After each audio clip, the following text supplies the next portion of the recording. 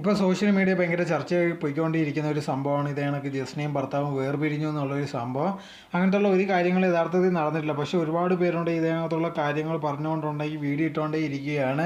ഇതേ കണക്ക് അവർ വേർപിരിഞ്ഞു എന്നുള്ളൊരു കാര്യം കുറച്ച് നാളായിട്ടുണ്ട് ഈ ജസ്നയുടെ കമൻറ്റ് ബോക്സിൽ പോയിട്ട് ഇതേ കണക്ക് ഭർത്താവുമായിട്ട് വേർപിരിഞ്ഞു, എന്താണ് അതിനെ പറ്റിയുള്ള കാര്യങ്ങൾ പറയാത്തത്, ഞങ്ങൾ ഇതേ കണക്കുള്ള സബ്സ്ക്രൈബേഴ്സിന് ഇതൊക്കെ അറിയണ്ടേ, നിങ്ങളിങ്ങനെ ഞങ്ങളിൽ നിന്ന് മറച്ചു വെച്ചത് ഇങ്ങനെ ശരിയായില്ലെന്നുള്ള രീതിയിലുണ്ടെങ്കിൽ പറയുന്നുണ്ടായിരുന്നു. അതിന് ജസ്റ്റ് മറുപടിയും കൊടുത്തിട്ടുണ്ടായിരുന്നു, അങ്ങനെയൊന്നുമില്ല, ഞങ്ങൾ വേർപിരിഞ്ഞിട്ടോ അങ്ങനത്തെയുള്ള കാര്യങ്ങളൊന്നുമില്ല, ഭർത്താവ് ഗൾഫിൽ തന്നെയാണ്, അവിടെ ജോലി തിരക്കും കാര്യങ്ങളുമായിട്ട് ഇരിക്കുന്നതുകൊണ്ടാണ് ഇതേ കണക്ക് വരാത്തത് എന്നുള്ള രീതിയിൽ പറഞ്ഞിട്ടുണ്ടായിരുന്നു. എന്നിട്ടുണ്ടായി ആൾക്കാർ സമ്മതിക്കാൻ തയ്യാറാവാതെ ഇതേ കണക്ക് നീ കള്ളം പറയുകയാണ്, നീ ചുമ്മാ ആൾക്കാരെ പറ്റിക്കുകയാണ്, യഥാർത്ഥത്തിൽ നിങ്ങൾ വേർപിരിഞ്ഞ് അത് സമ്മതിക്കാതെ ഇതേ കണക്ക് ഫോളോവേഴ്സിനെ പറ്റിക്കാൻ വേണ്ടി ഓരോരോ കാര്യങ്ങൾ ചെയ്യുന്നതാണ്.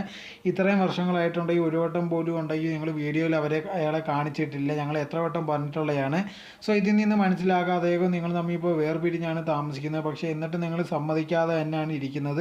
ഇപ്പോൾ ഈ വിദേശത്താ ജോലി ചെയ്യുന്നെങ്കിൽ ഒരു വട്ടം പോലും ഫാമിലിയെ കാണാൻ വരാത്തത് എന്തുകൊണ്ടാണെന്നുള്ള രീതിയിലൊക്കെ ചോദിച്ച് ഒരുപാട് പേര് കമൻറ്റ് ഇട്ടിട്ടുണ്ടായിരുന്നു. അതിന് മറുപടി കൊടുത്തിട്ട് ഒരുപാട് പേര് അക്സെപ്റ്റ് ഇല്ലായിരുന്നു. അങ്ങനെ ഇരിക്കുമ്പോഴാണ് കുറച്ച് നാൾ മുമ്പ് ഇത് കണക്കുണ്ടെങ്കിൽ ജസ്റ്റിന് ഒരു ഗിഫ്റ്റ് ബോക്സ് പൊട്ടിക്കുന്ന രീതിയിലൊക്കെ ഒരു വീഡിയോ കാണിച്ചിട്ടുണ്ടായിരുന്നു. ഇതാണ് ആനിവേഴ്സറിക്ക് ഉണ്ടെങ്കിൽ ഭർത്താവ് അയച്ചിരിക്കുന്ന ഒരു ഗിഫ്റ്റ് ആയിരുന്നു.